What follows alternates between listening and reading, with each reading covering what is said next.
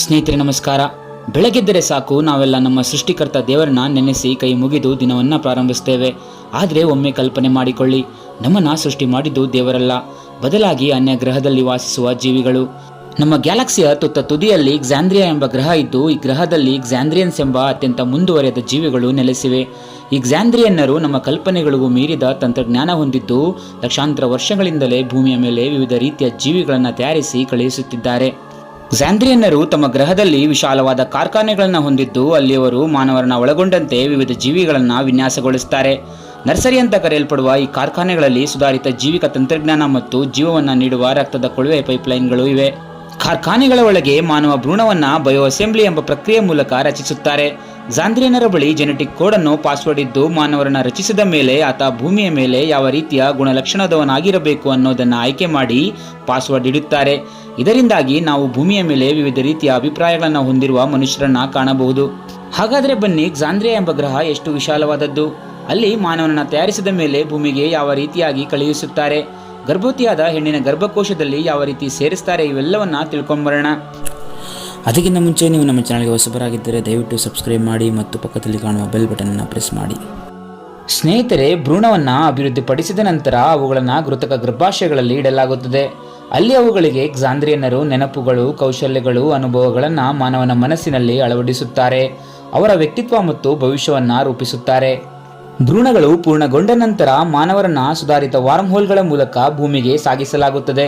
ತಮ್ಮ ತಂತ್ರಜ್ಞಾನದ ಬಳಕೆಯಿಂದ ಮಾನವರ ಕಣ್ಣಿಗೆ ಕಾಣದ ಈ ಗ್ಸಾಂದ್ರಿಯನ್ನರು ಗರ್ಭಧರಿಸಿದ ಹೊಟ್ಟೆಯೊಳಗೆ ತಾವು ಅಭಿವೃದ್ಧಿಪಡಿಸಿದ ಕೃತಕ ಗರ್ಭಕೋಶವನ್ನು ಟೆಲಿಪೋರ್ಟ್ನ ಮೂಲಕ ಹಾಕಿಬಿಡುತ್ತಾರೆ.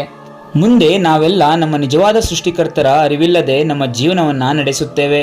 ಗ್ಸಾಂದ್ರಿಯನ್ನರು ನಮ್ಮನ್ನು ಗಮನಿಸುತ್ತಿರುತ್ತಾರೆ ಮತ್ತು ನಮ್ಮ ಬೆಳವಣಿಗೆ ಮತ್ತು ಅಭಿವೃದ್ಧಿಯ ಮೇಲೆ ಪ್ರಭಾವವನ್ನು ಬೀರುತ್ತಿರುತ್ತಾರೆ.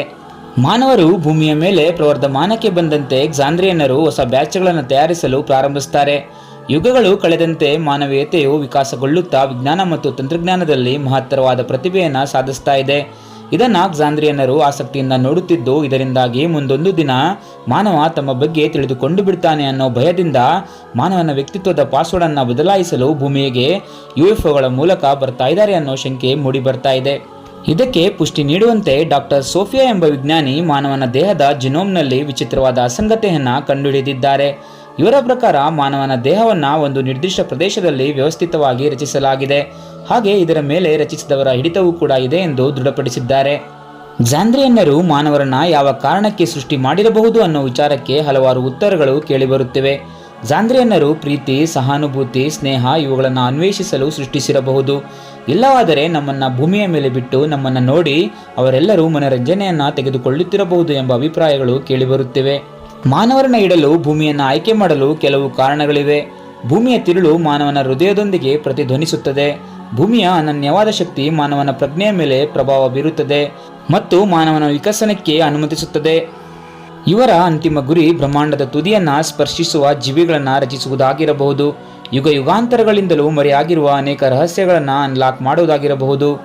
ಈ ಗ್ಸಾಂದ್ರಿಯನ್ನರು ತಮ್ಮ ವಿಕಾಸದ ಉತ್ತುಂಗವನ್ನು ತಲುಪಿದ್ದು, ಅನೇಕ ನಕ್ಷತ್ರಗಳ ಹುಟ್ಟು, ಸಾವು, ಗ್ಯಾಲಕ್ಸಿಗಳ ನೃತ್ಯ ಮತ್ತು ಸೃಷ್ಟಿ ಮತ್ತು ವಿನಾಶದ ಚಕ್ರವನ್ನು ನೋಡಿ ಬೇಸರಗೊಂಡು ಮಾನವ ಅನ್ನೋ ಜೀವಿಯನ್ನು ಸೃಷ್ಟಿ ಮಾಡಿ ಮನರಂಜನೆ ತೆಗೆದುಕೊಳ್ಳುತ್ತಿರಬಹುದು ಎಂದು ಹೇಳಲಾಗ್ತಾ ಇದೆ.